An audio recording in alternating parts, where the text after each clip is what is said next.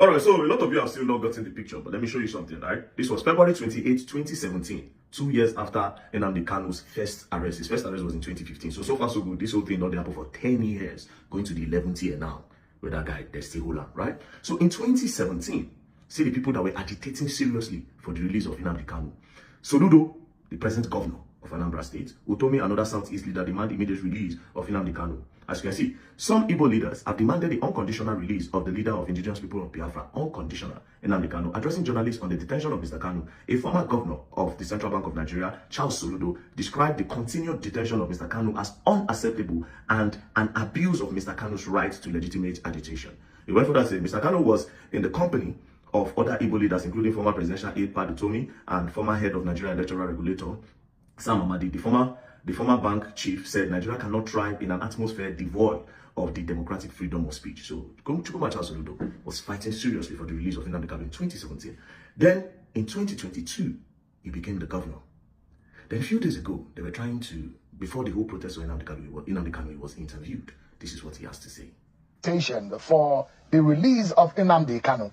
And I'd like to know, are you joining in that campaign for the president or the federal government to release Nnamdi Kanu? There will be protests in many parts of the country tomorrow, as we understand. What is your view about that protest and the agitation for the release of Nnamdi Kanu?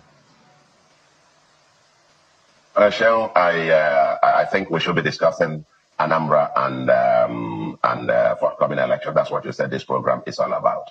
And you're not going to drag me, get me to, if you like, get all distracted from that focus. I get on to Monday sit at home thing, which is very unfortunate.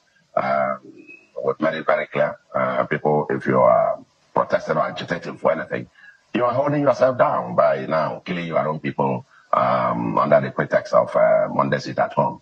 And I think even Nnamdi Kanu himself and his IPOB, at least on record in terms of press releases that were sent out by IPOB, that they did not support the Monday sit at home. It was some criminal elements doing that. And we take them for their word that that's true, that they don't. And Monday sit at home thing is likely, over here. With everybody sitting at home now is doing so out of his own preference. Now, two things happened, right?